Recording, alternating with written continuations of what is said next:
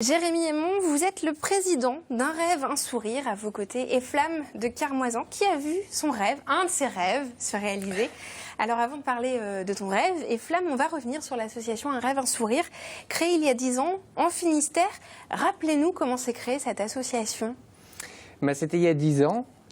J'étais lycéen à l'époque, je venais d'avoir 18 ans et j'avais pour projet de créer des projets, des rêves pour les enfants qui sont en situation de pathologie chronique ou de handicap.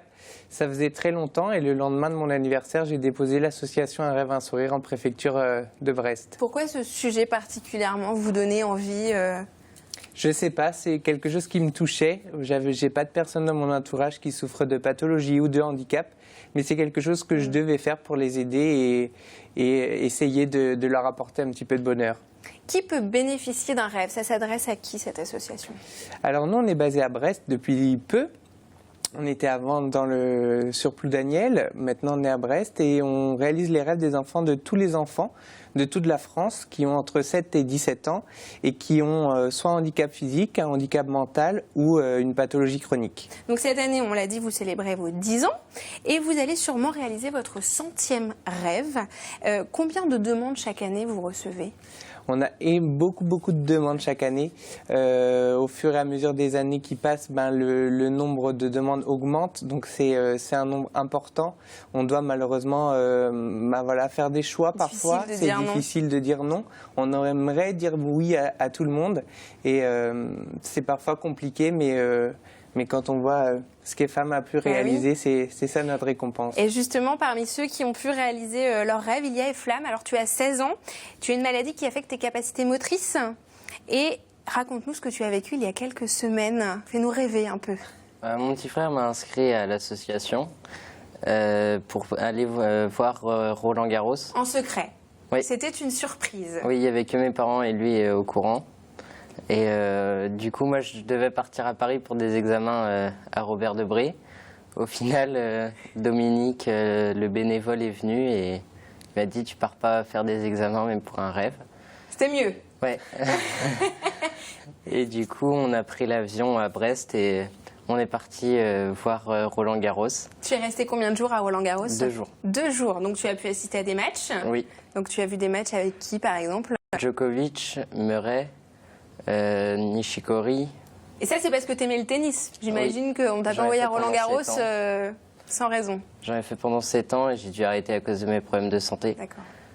Et tu as aussi rencontré Nelson Montfort. Oui. C'était le tennis un peu à côté, pour le coup. Oui. Qu'est-ce que ça t'a fait, ces 2 jours de rêve, voilà, avec la fédération, sur le site de Roland Garros? Quand j'y étais, j'y croyais pas, en fait. Je me croyais vraiment dans un rêve. Et je m'en suis rendu une fois que je suis rentré chez moi. Le retour à la réalité. Ouais, c'est ça. Ouais. Quel impact ça a sur le moral, ce genre de moment? C'est très émouvant, surtout quand on sait que c'est notre petit frère. Et sinon, c'était juste top, quoi. Jérémy, vous arrivez à mesurer l'impact de ces rêves sur les malades? Vous ressentez le bénéfice? Oui, on ressent ce bénéfice-là parce que du coup, on suit tous les enfants. Aujourd'hui, Flamme est avec moi chez vous, Julie. On le suit. Il y a vraiment un lien particulier qui se crée avec l'enfant entre chaque bénévole. Et on voit des évolutions, parfois des évolutions positives au niveau de la maladie, au niveau de l'acceptation de l'enfant, de sa pathologie ou de son handicap. Et puis, l'échange aussi à travers son rêve sur sa différence dans les écoles. On va beaucoup dans les écoles aussi présenter ce que l'on fait. Et les enfants, entre eux, échangent et Flamme me parlait tout à l'heure de ses camarades qui disaient qu'ils avaient le seum, c'est ça? Oui. Le seum, voilà. C'était un petit peu jaloux, du coup, on va traduire pour ceux qui ne connaissent pas le seum.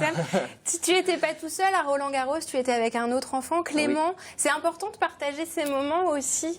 Ouais, c'était... d'un côté, j'étais content aussi d'avoir un autre jeune à côté de moi pour me rendre compte qu'on avait aussi... que j'étais pas seul à vivre ce rêve, que j'étais avec d'autres personnes. Comme lui et son papa et moi, ma maman qui est venue. Et ma mère aussi en rêvait, parce qu'elle adore le tennis. Donc ils ont accompli le rêve pour 2 personnes, même plus, au lieu que tout seul, quoi. Oui. Donc c'était très bien.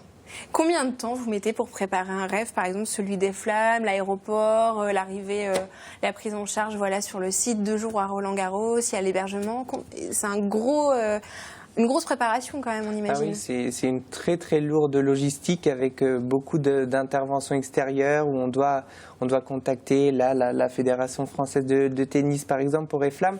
Donc c'est des contacts qu'il faut essayer de trouver, arriver à trouver les bonnes personnes et puis rendre tout ça généreux dans la solidarité. Et Flamme a aussi participé dans un projet avec l'association du Rotaract de Brest qui nous a aidés dans ce projet-là aussi. Voilà, c'est tout cet élan. Il faut des partenaires, des bénévoles.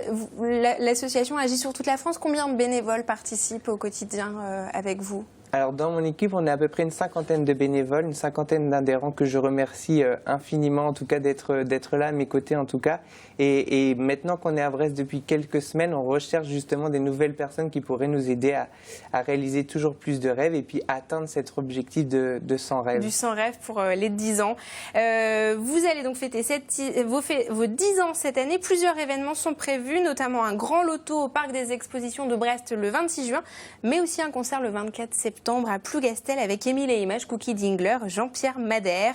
Merci à tous les deux d'être venus sur ce plateau. De belles histoires, ça fait du bien. Et on retrouve toutes les informations pour soutenir un rêve, un sourire sur notre site internet.